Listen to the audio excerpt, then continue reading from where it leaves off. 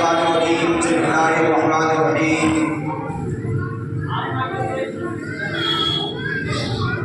या अय्युहल्लज़ीना आमनू कुलू मिन तय्यिबाति मा रज़क़नाकुम वश्कुरू लिल्लाहि इन कुंतुम इय्याहु तअबुदून। वक़ाल तआला या अय्युहर-रुसुलु कुलू मिन तय्यिबाति वअमलू सालिहान इन्नी बिमा तअमलून अलीम। सदक़ल्लाहुल अज़ीम। अल्लाह रब्बुल आलमीन का फज़ल उसका करम कि अल्लाह ताला ने हम सबको तकमील कुरान पाक की नशिस्त में शिरकत की तौफीक अता फरमाई। इस नशिस्त की फजीलत और हमारे अकाबिर उलमाए किराम की ज़िंदगियों से सबूत इससे पहले मैं बता चुका हूँ। आज जो मैंने आप हज़रात के सामने कुरान मुक़द्दस की दो आयत करीमा पढ़ी है, समझने वालों ने समझा होगा कि ये तो कुरान की तकमील की मजलिस है और इसमें हलाल खाने और हलाल खिलाने की आयतों के जरिए आयतों की तिलावत का मतलब क्या है। आज मैं आपको एक अहम बात की तरफ तवज्जो दिलाना चाहता हूँ। अहम ही नहीं बल्कि निहायत ही अहम। अल्लाह रब्बुल आलमीन इरशाद फरमाता है कि ईमान वालों, पाक और हलाल चीज़ खाओ जो हमने तुमको अता किया है, और अल्लाह ताला का शुक्र बजा लाओ और अल्लाह ताला ही की इबादत करो। दूसरी आयत करीमा में अल्लाह रब्बुल आलमीन ने फरमाया, ऐ पैगंबरों, हलाल और पाक माल खाओ, हलाल और पाक माल खाओ और आमाल सालिहा। इस तरीके से कुरान मुक़द्दस में जगह जगह ईमान वालों को हलाल खाने की और हलाल कमाने की तरगीब दी गई। हलाल खाने और हलाल कमाने की तरगीब दी गई और ये बड़ी अहम इबादत करार दी गई। आयत करीमा में, एक आयत करीमा में ईमान वालों को मुखातब किया गया और एक आयत करीमा में अल्लाह के खास उनके पैगंबरों को मुखातब किया गया। अहादीस से और कुरान से यह बात बिल्कुल वाज़ेह होती है कि हर इंसान को हलाल कमाना और हलाल खाना ये फर्ज कर दी गई। अगर हराम की मिलावट होगी तो आम मुसलमानों और आम ईमान वालों का हाल ये होगा कि हराम के खाने की बुनियाद पर ईमान में कमजोरी आती है और आमाल से इंसान दूर होने लगता है। वक्त यहाँ तक आ जाता है कि वो मुकम्मल हराम का आदी बन जाता है, और जब मुकम्मल हराम का आदी बन जाता है तो खतरा है इस चीज का कि उसका खात्मा कुफ्र बन जाए। इसलिए अहम जिम्मेदारियों में से है कि हम हलाल खाएं और हलाल कमाएं। प्यारे नबी सल्लल्लाहु अलैहि वसल्लम की जिंदगी देखिए, फाके पर फाके हो रहे हैं लेकिन हलाल का एहतमाम किया। सहाबा ने भी इसका एहतमाम किया, अकाबिर उलमा ने भी इसका एहतमाम किया। हराम माल खाने का नुकसान क्या होता है?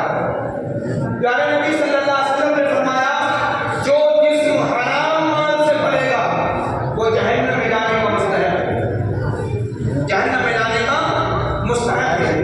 इसी वजह से अल्लाह रब्बुल आलमीन ने हराम माल को हराम करार दिया है और अल्लाह ने पूरी इंसानियत को हलाल खाने की चीज दे रखी है। आप जरा गौर कीजिए, बच्चा पैदा होता है वो दाना नहीं खा सकता, वो दूध पीता है। बच्चा पैदा होता, उसकी मेदे के अंदर गीता के हजम करने की सलाहियत नहीं। अल्लाह रब्बुल आलमीन ने माँ के सीने के अंदर जो उसकी रगों में खून दौड़ रहा है, उस खून को जो हराम है, जो रंगीन है, जिसको जिस्म से निकल आए वो टूट जाता है।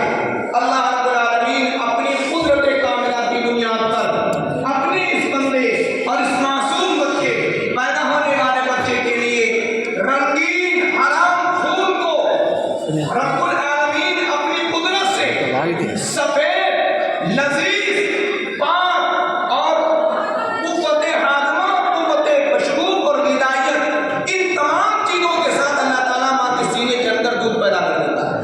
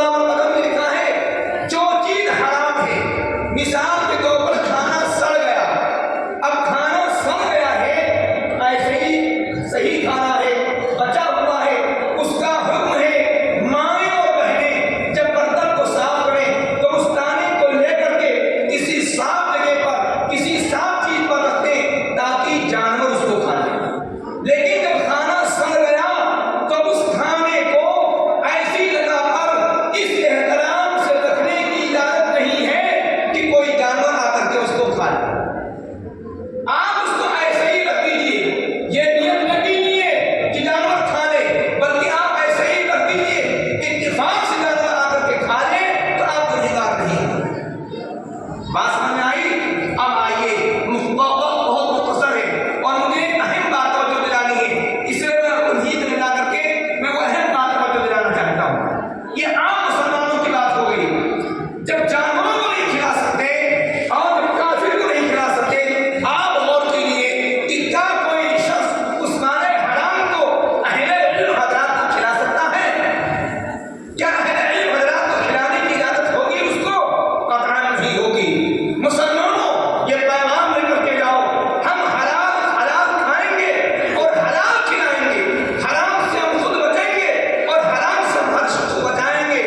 खास तौर से मदारिस से पढ़ने वाले, दीन की खिदमत करने वाले उलमा, हुफ़्फ़ाज़, इमाम, मुबल्लिगीन, तलबा, इन सब से अपने आप को हराम माल खिलाने से बचाना है। मेरे प्यारे भाइयों,